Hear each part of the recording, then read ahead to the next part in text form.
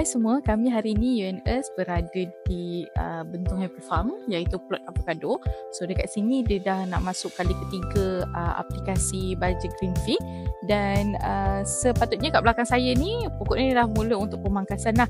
So hari ini saya nak sharekan sikit the basic pemangkasan yang biasa dilakukan untuk tanaman avocado. Baik, untuk sistem pemangkasan dia terdapat 3 sistem, iaitu yang pertama adalah open vase. Open vase ini adalah di mana dia memberi bentuk yang terbuka untuk pastikan cahaya matahari itu direct kepada tanaman.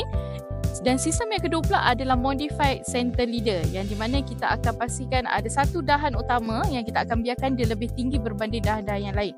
Untuk sistem yang ketiga adalah central leader, yang mana masih ada satu dahan yang utama, kita akan biarkan dia panjang, tetapi dahan-dahan sekelilingnya kita akan potong dengan lebih pendek. Tetapi kebiasaannya untuk pekebun-pekebun avocado, mereka lebih suka menggunakan sistem open vase kerana keadaan yang terbuka, sistem lebih terbuka, dia memberikan sinaran matahari yang lebih banyak untuk menggalakkan pertumbuhan dan juga penghasilan buah. Di samping tu, sistem open vase ni dia akan menghasilkan dahan-dahan yang lebih rendang. So dia akan memudahkanlah proses penuaian nanti. So itu adalah antara 3 sistem pemangkasan yang biasa dilakukan oleh pekebun avocado.